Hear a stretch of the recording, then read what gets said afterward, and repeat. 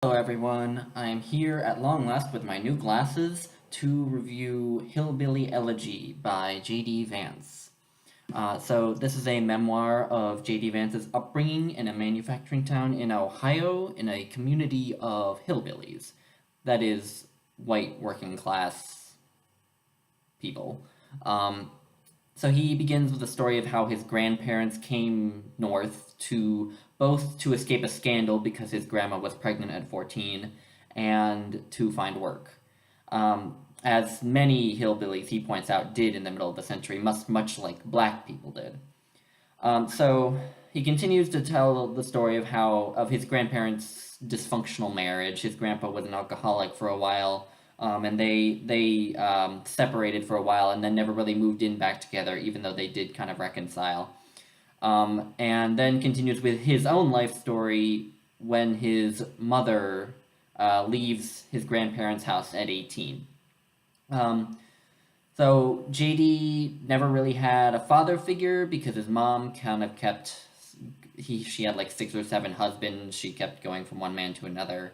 And he didn't get to know his biological father very well until he was a teenager. And he emphasizes his mom was also a drug addict, and also possibly mentally ill. There are a couple times where she actually nearly kills him. So he emphasizes that it was really his grandparents who raised him. And after talking about his life, the second half focuses on his getting out of his hometown and managing actually to not only graduate from college but to finish law school.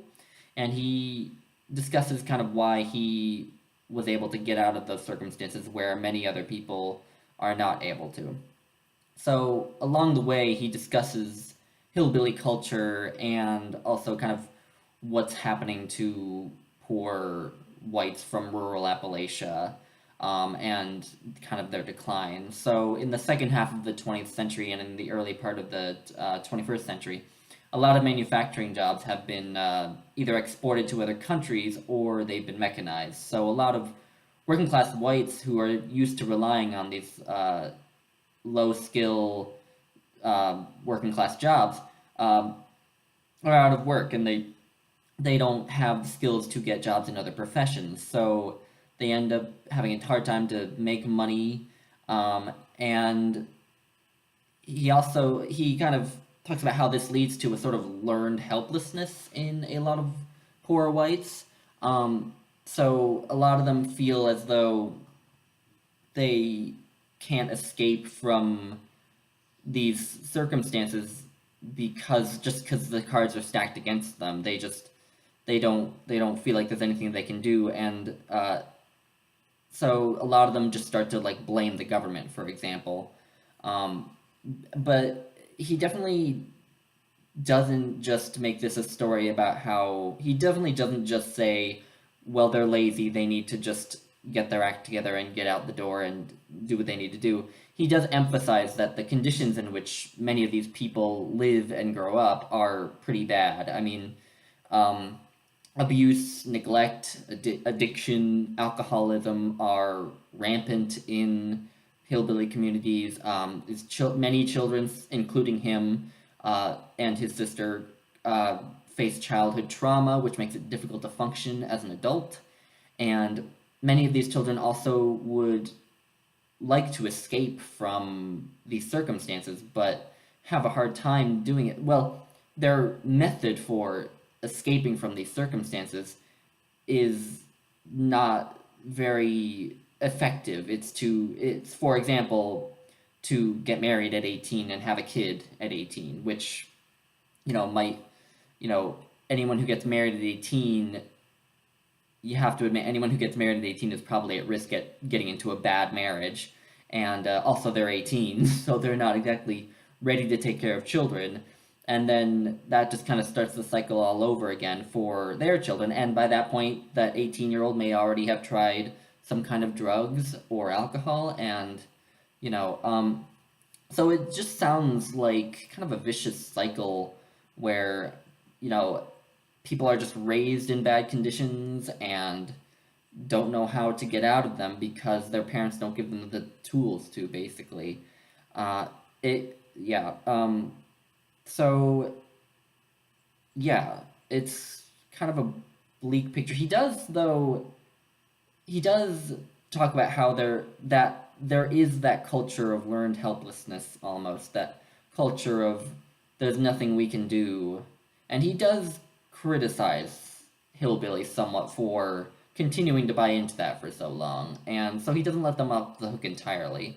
And he emphasizes that the reason he was able to get out of that situation and go to law school and was because his grandma in particular, told him from a young age he should never think that, that he can't work hard enough to get out of it.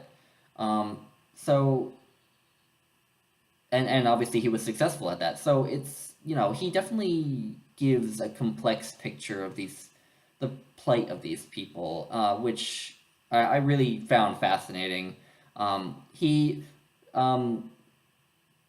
One thing in particular he talks about that I found interesting. He doesn't go into too much detail, I don't think, but I find this topic really interesting. He talks about religious fundamentalism and why that becomes so popular among working class whites.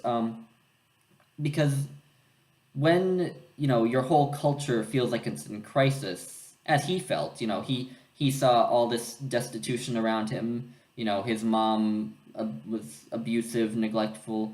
He just didn't feel like he had much control or certainty, as many of these people do. And religious fundamentalism, in particular, fundamentalist religion, not necessarily normal everyday religion, gives you a lot of certainty. It's, all about, well, if you aren't gay, if you don't, get an abortion, if you, whatever, if you follow these very strict commandments, then you will go to heaven, and if you don't, you go to hell. And it just offers a very certain worldview.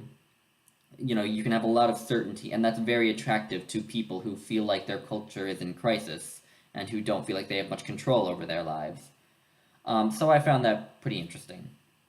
Um, and one last thing he goes into that I think is important is when he goes to law school, he finds that his his like accent, the way he's been raised, basically doesn't like prepare him very well to function in the world of, he goes to Yale Law School, so he's in among these people who are from this like probably upper middle class, most of them, if not from wealthy backgrounds.